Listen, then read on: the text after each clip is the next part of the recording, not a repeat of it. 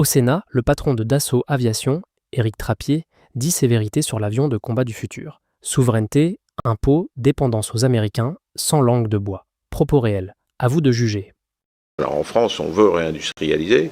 Je rappelle quand même qu'aujourd'hui, selon comment on fait les calculs, on est à 10%, voire un tout petit peu en dessous de 10% du PIB. C'est pas en augmentant encore les impôts ou les charges sociales qu'on va y arriver. Le constat du patron, un pays désindustrialisé, à 10% du PIB quand l'Italie est à 20%.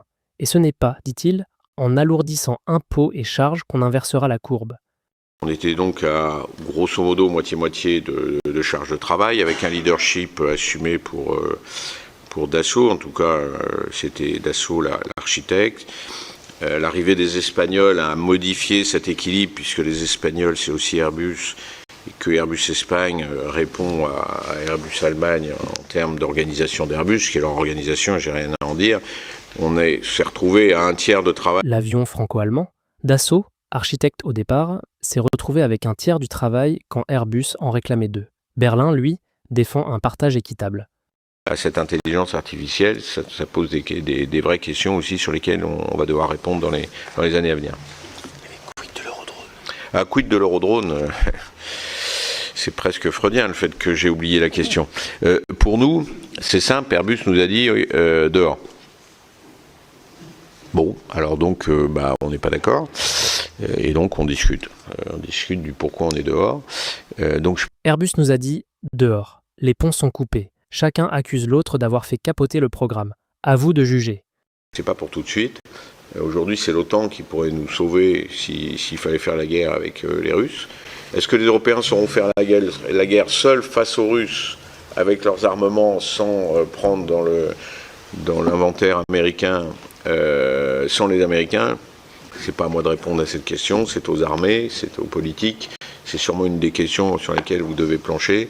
Et moi, j'ai quand même... La question qu'il pose aux sénateurs. Les Européens pourraient-ils faire la guerre seuls, sans les Américains?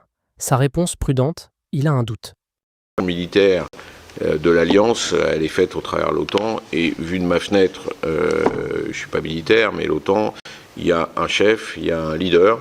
Je sais que le mot heurte beaucoup. Si, il y a un vrai leader, et le leader, il est américain. Donc aujourd'hui, on ne sait pas d'effet de ce leadership. Si je prends les avions de combat, c'est évidemment le F-35 qui est l'avion de combat européen.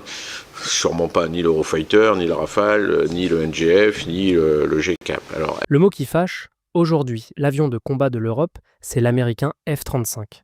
Pas le Rafale. Une dépendance assumée à l'OTAN et à son chef, forcément américain. Est-ce que le fait d'en faire qu'un et de mettre tout le monde autour de la table permettrait ça? J'en doute.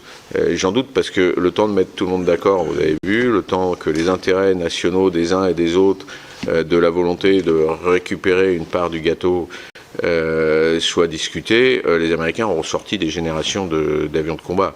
Eux, ils font pas ça, ils mettent pas tout le monde autour de la table. Ils font un appel d'offres, et ils décident et ils prennent le meilleur. Voilà.